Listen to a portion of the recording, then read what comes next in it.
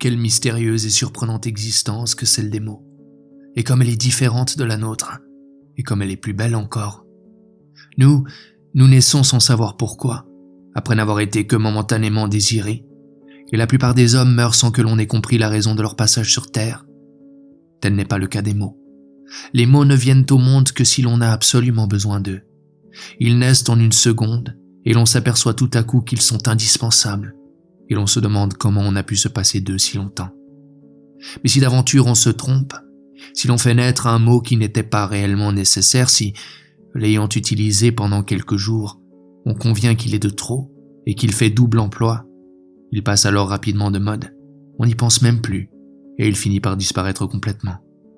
Hélas, il n'en est pas de même parmi nous, et le temps n'est pas proche où l'on pourra supprimer les êtres dont l'utilité n'aurait pas été reconnue. Les mots vivent en commun, et ils se reproduisent entre eux, de sorte qu'un mot, il faut bien l'avouer, n'est jamais tout à fait nouveau, et pour peu qu'on en ait l'habitude, on découvre en chacun d'eux bien aisément ses origines. Le plus souvent, la mère est latine et parfois le père est anglais. Cependant, nous ne devons pas contester l'existence d'une infinité de mots dont la naissance est ignorée, dont la provenance demeure inconnue. On dit d'eux qu'ils sont d'argot, soit. Ce sont les petits voyous de la langue, ce sont des bâtards. Ils sont nés d'un coup sec, pour les besoins d'une cause, mauvaise sans doute, mais qu'importe. Ils vivent et ils ont la vie dure. Ils viennent des faubourgs, ils y ont grandi, ils y sont devenus populaires, mais ils n'y sont pas restés. Ils se faufilent dans tous les milieux, dans toutes les phrases, hardiment, gaiement.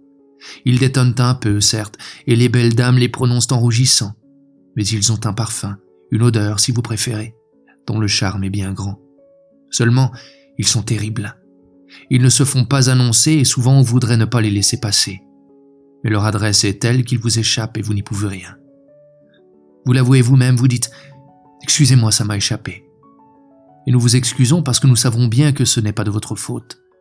Nous savons qu'il n'y a pas moyen de les élever, ces petits voyous-là.